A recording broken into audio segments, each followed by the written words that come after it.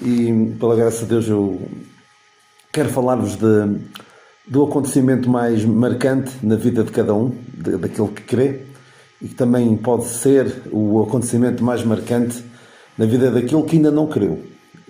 Eu quero acreditar que o mundo divide-se em dois tipos de pessoas, aqueles que já creram e aqueles que ainda podem crer, e certamente o desejo de Deus é que todo o homem se salve e venha ao conhecimento da verdade, e por isso providenciou um meio pelo qual todo o homem pode ser reconciliado com Ele. E é através da obra redentora, da morte e ressurreição do Senhor Jesus Cristo. E eu quero falar-vos... Sim, sim. Daniel, vais precisar da apresentação, está ali o Dário talvez possa ajudar, visto que o Márcio não consegue. Sim, sim, não há problema. Dá aí a possibilidade ao Daniel de apresentar a apresentação, se faz favor. Não sei se estás a ouvir. Eu também posso mandar para Agora eles. para o nosso irmão José Carvalho, o nome do pai do irmão Paulo Ferreira é Liberto Ferreira, que está publicado ali. Já está aqui. Ok. Acho que já estão a ver. E vamos lá. Sim. E vamos então... O tema que eu quero falar é sobre a ressurreição. No domingo, o mundo assinala a Páscoa. Infelizmente muitos nem sabem o que é Páscoa, porque se perguntarem a muitas pessoas, fizerem um inquérito, um questionário na rua sobre o que significa a Páscoa, eu arriscar-me a dizer que mais de 90% das pessoas dirão o coelho e outras coisas quaisquer, e não a ressurreição do Senhor Jesus Cristo. E este é o acontecimento mais marcante da história, porque a morte do Senhor Jesus Cristo é importante, mas se ele tivesse ficado morto, de nada nos serviria a sua morte. E eu quero não vamos ter tempo para ler toda a passagem de 1 Coríntios 15, mas quero focar-me particularmente nestes versículos deste capítulo em que Paulo fala da ressurreição. Ele diz assim: porque primeiramente vos entreguei o que também recebi, que Cristo morreu por nossos pecados segundo as Escrituras, e que foi sepultado e que ressuscitou ao terceiro dia segundo as Escrituras. E mais à frente ele diz: se Cristo não ressuscitou, é vã a vossa fé e ainda permaneceis nos vossos pecados. De facto, se a ressurreição não ocorreu, realmente não andamos aqui a fazer nada, estamos a perder tempo, estamos a acreditar numa mentira. Mas eu espero falar-vos e convencer, ou tornar-nos ainda mais consolados com evidências claras da ressurreição do Senhor Jesus Cristo. Porque é um acontecimento central da nossa fé, e o inimigo do Evangelho tenta minar, tenta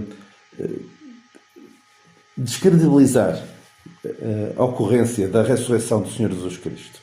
Porque é o centro do Evangelho, porque a palavra de Deus diz que o Senhor Jesus Cristo, por nossos pecados, foi entregue e ressuscitou para a nossa justificação. Lemos isso em Romanos 4, 25.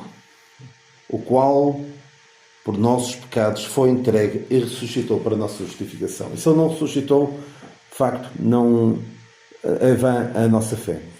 E é só com a sua ressurreição que a sua morte faz sentido. E mesmo a sua morte, alguns pregam um Cristo que até parece que foi uma tragédia ele ter morrido.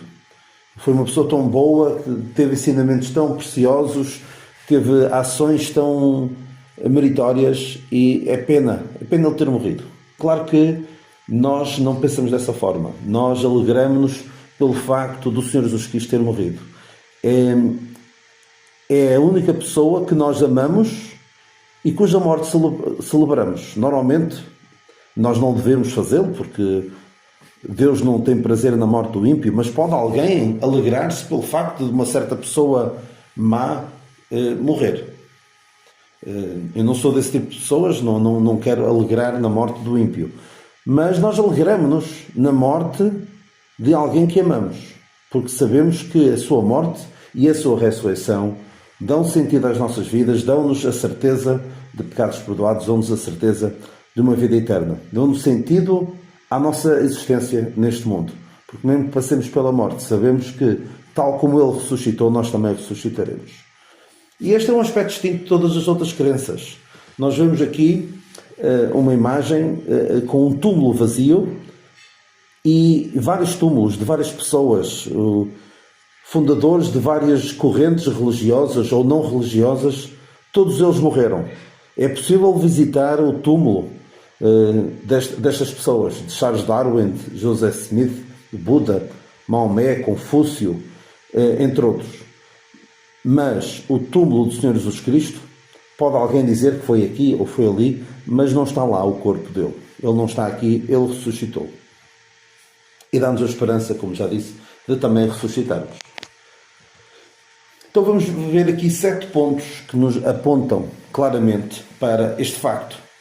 Alguém dizia que há mais factos que apontam para a ressurreição do Senhor Jesus Cristo do que para a existência do Imperador Júlio César. E não é exagerado. Vamos ver como, de facto, podemos estar descansados nesta verdade fundamental. E vamos ver à luz da Palavra de Deus. Primeira coisa, ele estava morto, o Senhor Jesus Cristo. E nós vemos em Mateus 27:50 que ele rendeu o Espírito. Noutra passagem, lemos que ele diz: Pai, nas tuas mãos entrego o meu Espírito. O véu do templo rasgou-se. Lemos isso também em Marcos 15:38, mostrando que o sacrifício do Senhor Jesus Cristo foi aceito. Os soldados não lhe partiram as pernas, porque era para acelerar o processo da morte, partiam as pernas para que a pessoa, o crucificado, não conseguisse respirar e morresse mais depressa. E como eles queriam preparar a Páscoa, quiseram adiantar, os soldados partiram as pernas dos outros dois, mas não as suas, cumprindo assim a profecia. Ou seja, os soldados, para não lhe partirem as pernas, é porque viram que ele estava morto.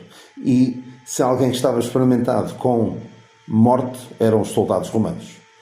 Não só nas batalhas, mas também na crueldade que tinham para com os povos que oprimiam. Um soldado foi ao seu lado com uma lança. Um centurião confirmou a sua morte, porque quando José de Arimateia e Nicodemos vieram a Pilatos pedir o corpo do Senhor Jesus Cristo, ele pediu, Pilatos mandou ao centurião para confirmar a sua morte, e se havia pessoa experimentada na morte, ainda mais um centurião romano. José e Nicodemos sepultaram o Senhor Jesus Cristo, e em todo este processo de colocar aqueles aromas e toda a preparação do corpo, não viram qualquer vestígio de vida no seu corpo. Até os próprios religiosos acreditavam que ele tinha morrido. Diz assim em Mateus 27:63, eles a falarem com Pilatos, diziam assim: Senhor, lembramos de que aquele enganador, vivendo ainda, disse: depois de 3 dias ressuscitarei. Os próprios religiosos acreditavam que ele estava morto. Vemos aqui diferentes confirmações. O próprio Senhor Jesus Cristo rendeu o Espírito, o sinal do véu do templo se rasgar, os soldados e o centurião que atestaram a sua morte, os discípulos, José e Nicodemos, que o sepultaram, e até os líderes religiosos. O segundo ponto, primeiro ele estava morto, o segundo, o sepulcro estava vazio, o lugar de sepultamento estava vazio. E de facto assim foi, o túmulo foi guardado, mas veio um terremoto e removeu a pedra do túmulo. As mulheres foram lá de manhã para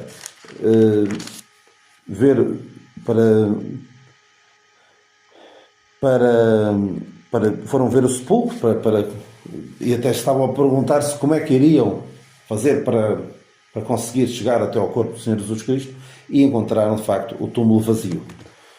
E reparem no seguinte: a Bíblia tem muitos exemplos de uma honestidade assinalável, que muitas vezes usa as coisas mais improváveis para fazer valer a verdade da Palavra de Deus. E neste caso temos o testemunho das mulheres que tinha menor valor naquele tempo.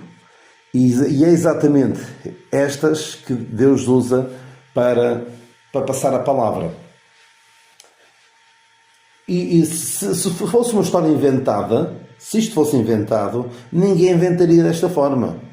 Ora, foram as mulheres, provavelmente diriam, até o próprio Pilatos foi ver o túmulo para confirmar e acreditou. Se fosse para inventar, inventava-se. Ninguém iria inventar uma história com mulheres a serem as primeiras a ver o túmulo vazio e depois a ver o próprio Senhor Jesus Cristo ressuscitado. Os anjos anunciaram a sua ressurreição. João e Pedro foram ao sepulcro e viram o túmulo vazio. Os guardas confirmaram o túmulo vazio, aquela história de que eles inventaram aquela mentira do corpo roubado. Alguém tinha roubado, os discípulos tinham roubado o corpo do Senhor Jesus Cristo. Os próprios soldados vieram de noite, versículo 11 de Mateus 28. E quando iam, eis que alguns da guarda, chegando à cidade, anunciaram aos príncipes dos sacerdotes todas as coisas que haviam acontecido. E foi depois aí que inventaram aquela história de que os discípulos tinham roubado o corpo. E este crente, Paul Althaus, disse o seguinte: a proclamação da ressurreição não se teria aguentado em Jerusalém por um único dia, nem por uma hora, se o túmulo não estivesse realmente vazio e isso não fosse reconhecido por todos. Ou seja, era algo que nem era discutível. O túmulo estava vazio. E agora a pergunta é, onde é que ele estava? Onde é que estava o Senhor Jesus Cristo? Então temos aqui o terceiro ponto, os encontros com o Senhor Jesus Cristo. As aparições do Senhor Jesus Cristo. E são tantas que já não cabem num só slide. A primeira foi a Maria Madalena, quando Maria Madalena pensava que era o jardineiro, mas quando o Senhor Jesus Cristo diz o nome de Maria, ela percebe que é o Senhor. Várias mulheres, no regresso do túmulo, o Senhor apareceu-lhes. Os 2 discípulos, a caminho de Emaús, viram o Senhor Jesus Cristo. O próprio Simão Pedro também diz nesta passagem que tinha aparecido o Senhor Jesus Cristo, já tinha ressuscitou verdadeiramente o Senhor e já apareceu a Simão. 10 discípulos que estavam reunidos no cenáculo, não estava lá Judas, que se tinha enforcado, e também não estava Tomé, mas depois já estava Tomé também, numa outra aparição. 7 discípulos no mar da Galileia, naquele episódio em que o Senhor pergunta a Pedro: Pedro, amas-me? O Senhor apareceu nesta altura. Apareceu aos 11 no monte na Galileia, na altura da chamada Grande Comissão, em Mateus 28. Mas ainda apareceu a 500 irmãos, em 1 Coríntios 15:6, e diz o apóstolo Paulo que alguns já morreram, mas alguns vivem ainda. E aqui é uma coisa muito importante, que tudo isto foi não só relatado, há quem diga que estes primeiros versículos de 1 Coríntios 15:6 era quase uma, não direi uma música, mas um dizer repetido várias vezes, que começa assim: Cristo morreu por nossos pecados segundo as Escrituras, e que foi sepultado e que ressuscitou ao terceiro dia segundo as Escrituras, e que foi visto por Cefas e depois pelos 12. Depois foi visto uma vez por mais de 500 irmãos, dos quais vive a maior parte, mas alguns já dormem também. Depois foi visto por Tiago, depois por todos os apóstolos. Isto era algo que era dito e repetido várias vezes. E naquele tempo não era assim muito fácil colocar as coisas depois por escrito. Reparem que Paulo escreve esta epístola não muitos anos, alguns 10, 20 anos depois destes acontecimentos, e havia testemunhas vivas ainda na altura. Enquanto que outras histórias que se contam dos imperadores romanos, dos clássicos, dos livros, dos escritos clássicos gregos, que foram escritos centenas de anos depois dos acontecimentos. Isto foi escrito numa altura em que ainda havia pessoas que testemunharam aquilo e que estavam vivas e que podiam dizer: sim, eu vi. Faz toda a diferença. Apareceu também a Tiago, irmão do Senhor, várias vezes pelo espaço de 40 dias, vemos isto também em Atos 1:3, e depois, antes da ascensão, vemos também o Senhor Jesus Cristo a aparecer. Claro, depois também aparece ao apóstolo Paulo. Será que isto era tudo alucinações? Alucinações coletivas, variadas a várias pessoas e durante semanas? Não acredito. E como eu disse há pouco, havia várias testemunhas vivas e que podiam confirmar que tinham visto o Senhor Jesus Cristo. Temos também a reação das autoridades, a versão das autoridades. Qual foi a reação deles? Selaram e guardaram o túmulo. Vemos que os guardas, quando se deu aquele terremoto e, o Senhor Jesus, e a pedra se moveu e o Senhor Jesus Cristo ressuscitou, os guardas ficaram assombrados e como mortos. Os religiosos subornaram os guardas. E temos também a mentira do corpo roubado, já vamos falar um pouco sobre isso. Ameaças constantes contra a pregação de que Cristo tinha ressuscitado. Mas com tudo isto, com toda esta oposição, o facto de que os inimigos do Senhor Jesus Cristo não puderam apresentar o seu corpo é uma evidência poderosa de que o túmulo estava realmente vazio. É que, com tudo isto que aconteceu, a pregação do Evangelho, logo a seguir Pentecostes e todas aquelas semanas, meses e anos, os inimigos de Cristo não puderam apresentar o corpo. Porquê? Porque ele de facto estava ressuscitado. Qual é a alternativa ao Senhor Jesus Cristo ter ressuscitado? Se eles tivessem o corpo, eles apresentavam o corpo. Se não tinham o corpo, quem é que podia ter? Os discípulos. Então, se calhar, foram os discípulos que esconderam o corpo. Vamos ver como esse argumento não faz qualquer sentido. Vamos ver, então, o ponto seguinte, que é a intrepidez, a coragem, a ousadia dos discípulos. Os discípulos do Senhor Jesus Cristo, antes da morte e ressurreição do Senhor Jesus Cristo, eram pessoas, algumas delas com algumas qualidades, muito boa vontade, mas não entendiam muito bem o que o Senhor Jesus Cristo lhes dizia sobre a sua morte e ressurreição. Temos até aquele episódio conhecidíssimo de que Pedro tinha acabado de dizer: tu és o Cristo, o Filho de Deus vivo. O Senhor Jesus Cristo começa a falar da sua morte, do que lhe ia acontecer, e ele diz: de maneira nenhuma te acontecerá isso. Ou seja, mesmo Pedro não percebia. Os discípulos, aqueles que foram com o Senhor um pouco mais à frente para estar com Ele enquanto Ele estava em agonia no jardim do Getsemane, eles não aguentaram vigiar nem uma hora. Acabaram a dormir. Quando o Senhor Jesus Cristo foi preso, todos fugiram. Pedro negou o Senhor 3 vezes. Já depois da ressurreição, quando o Senhor lhes aparece, eles estavam escondidos com medo. Mesmo os 2 discípulos que iam a caminho de Emaús, o que é que acontece? Eles tinham ouvido dizer. Então,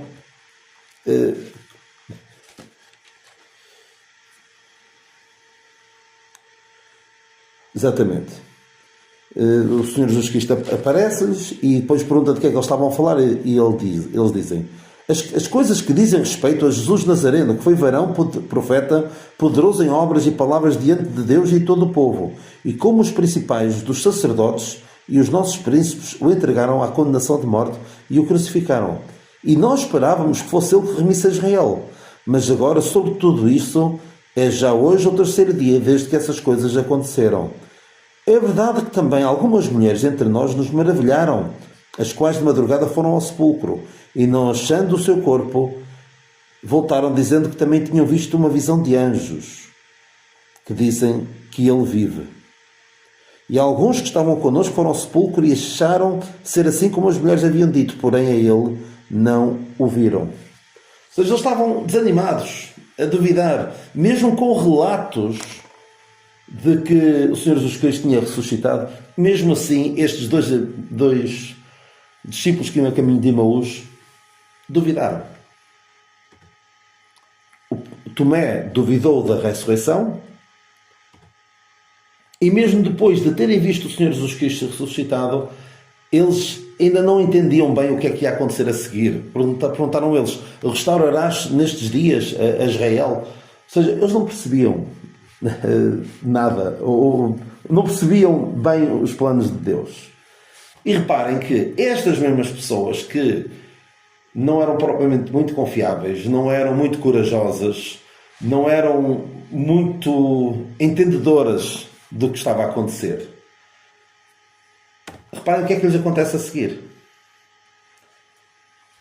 Vamos imaginar o seguinte cenário. 11 homens, 11 discípulos medrosos inventaram esta ideia ridícula de que Jesus ressuscitou. Vamos imaginar. Vamos imaginar que de facto Jesus não ressuscitou e que foram estes homens que decidiram inventar a história da ressurreição.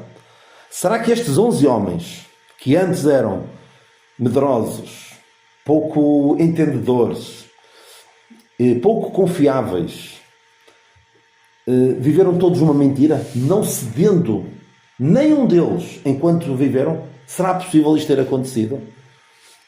Há uma frase que eu gosto bastante, de Benjamin Franklin, em que ele dizia que 3 pessoas podem guardar segredo se 2 delas estiverem mortas. E nós temos um exemplo em Portugal de um suposto segredo que só 3 pessoas conheceram e 2 delas morreram e só uma é que ficou com esse segredo. E penso que sabem de que é que eu estou a falar. Mas não é fácil guardar um segredo. Mesmo uma pessoa sozinha guardar uma mentira, porque aqui estamos a falar de uma suposta mentira, toda a vida. Mesmo uma pessoa guardar uma mentira toda a vida, não é fácil. Porque para algo que é inventado, uma conspiração, poder funcionar, ela tem de ser pequena, ou seja, não pode ser uma coisa muito grande, com muito impacto.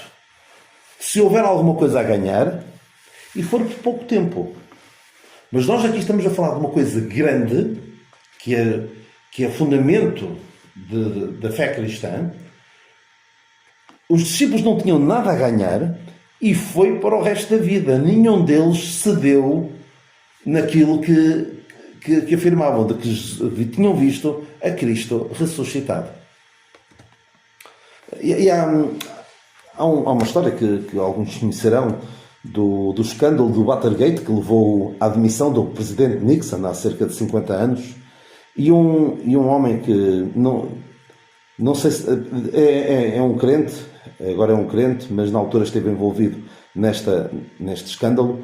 Ele escreveu, porque ele depois tornou-se um defensor e escreveu sobre a ressurreição. Disse ele: ali estávamos nós, os 12 homens mais poderosos dos Estados Unidos. Todo o poder do governo estava ao nosso alcance. Ou seja, eles tinham muito a ganhar com aquela mentira. Mas não conseguimos sustentar uma mentira nem por 3 semanas. E nós estamos a falar agora de 11 homens que só tinham a perder e que aguentaram uma mentira. Será que foi? Aguentaram uma mentira toda a vida? É que é possível alguém morrer por uma mentira se acreditar nela.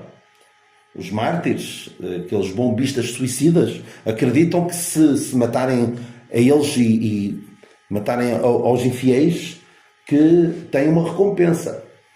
Isso é ser um mártir. Acreditar numa mentira é um tipo de mártir. Há mártires que morrem por uma verdade. Mas é possível um mártir morrer por uma mentira, mas pensa que é verdade. Agora, alguém morrer por algo que sabe ser mentira, isso eu diria impossível. É loucura. Então temos aqui 11 homens loucos que inventaram uma mentira, dispostos a morrer por ela. Quão provável é que uma pessoa se mantenha fiel a uma mentira Durante várias décadas, apenas um morreu pouco tempo depois, que foi Tiago. Mas todos os outros viveram mais algum tempo e João morreu já com uma idade avançada. Comprovável uma pessoa manter-se fiel a uma mentira durante várias décadas, mesmo perante ameaças de morte e a própria morte, sem ter nada a ganhar com isso. Vamos imaginar que há 1% de probabilidade disto acontecer. E já estou a ser bastante generoso. Agora, 11 pessoas fazerem o mesmo? Supondo, e perdoem quem for mais rigoroso do ponto de vista matemático, supondo que são acontecimentos independentes, a probabilidade de 11 pessoas fazerem uma coisa com 1% de probabilidade é uma em vários trilhões. Portanto, é altamente improvável. E disse este mesmo homem que eu citei há pouco, diz aquilo que também acredito. Nada menos do que ver o Cristo ressuscitado levaria aqueles homens, outrora medrosos, pouco confiáveis e pouco entendedores dos propósitos de Deus, a afirmar até ao último fôlego, ao último suspiro, que Jesus Cristo estava vivo. Depois eu irei partilhar isto e está aqui um vídeo muito engraçado, um vídeo humorístico, mas que tem uma verdade muito profunda por trás, que é uma suposta conspiração dos discípulos para inventarem a maior partida de sempre. Inventarem que o Senhor Jesus Cristo tinha ressuscitado, quando de facto não aconteceu.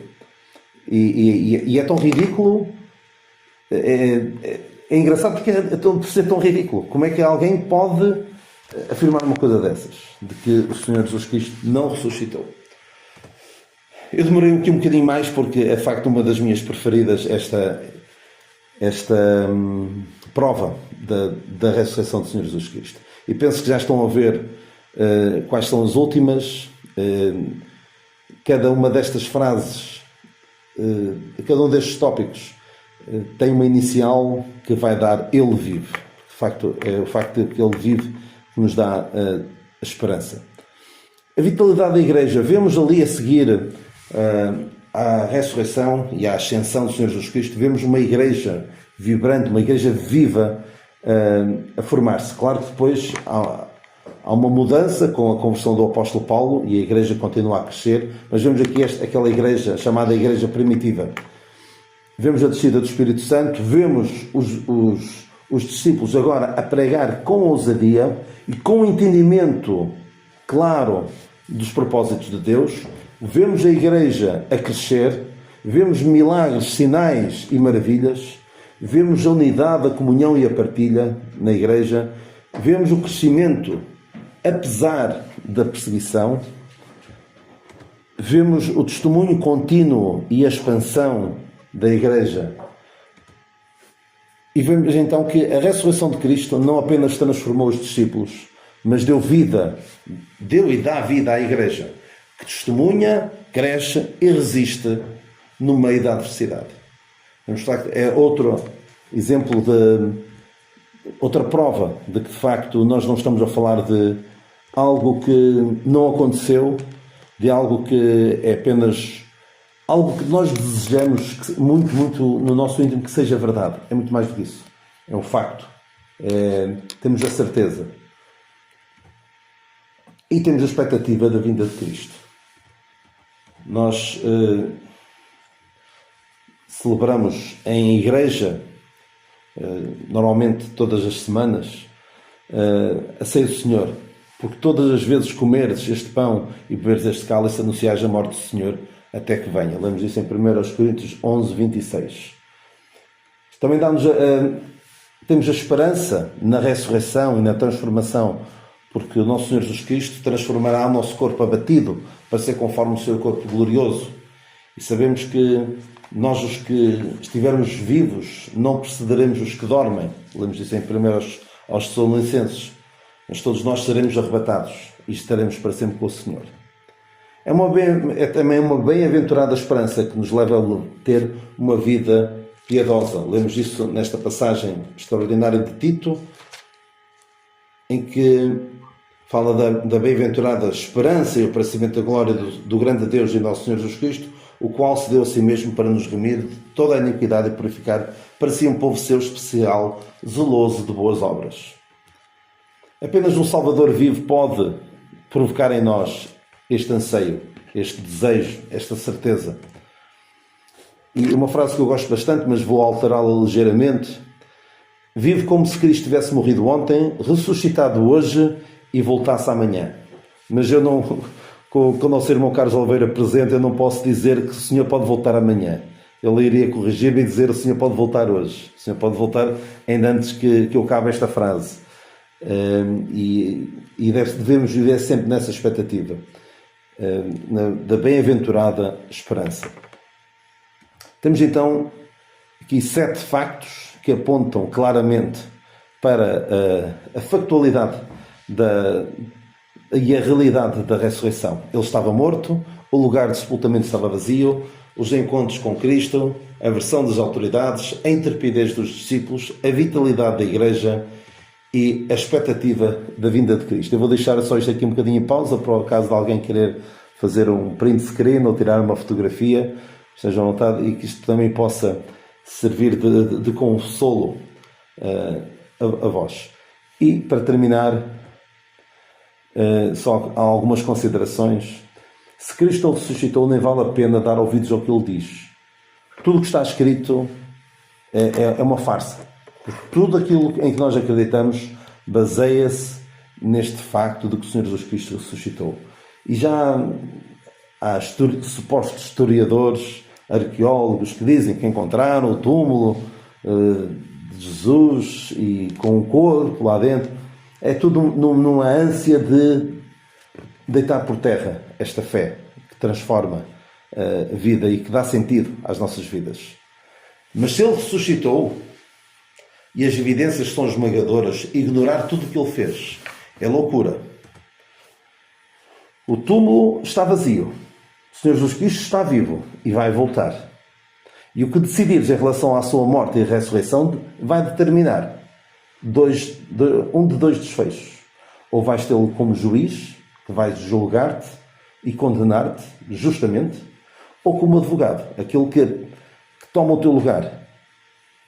Que, como nós lemos no início, o Senhor Jesus Cristo, por nossos pecados foi entregue e ressuscitou para a nossa justificação. Ou seja, vai ser aquele que vai estar perante Deus e vai dizer: eu paguei o preço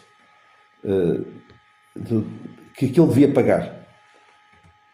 Por isso, reconhece-o hoje, não amanhã, porque o amanhã pode não chegar para nós, mas reconhece-o hoje como Senhor e Salvador. Espero que tenha servido de consolação e de conforto para cada um de vós, esta bem-aventurada certeza que cada um de nós tem de que o nosso Senhor vai voltar, e o nosso Senhor vai voltar porque Ele vive e se dá certamente sentido à vida de cada um de nós. O Senhor nos abençoe.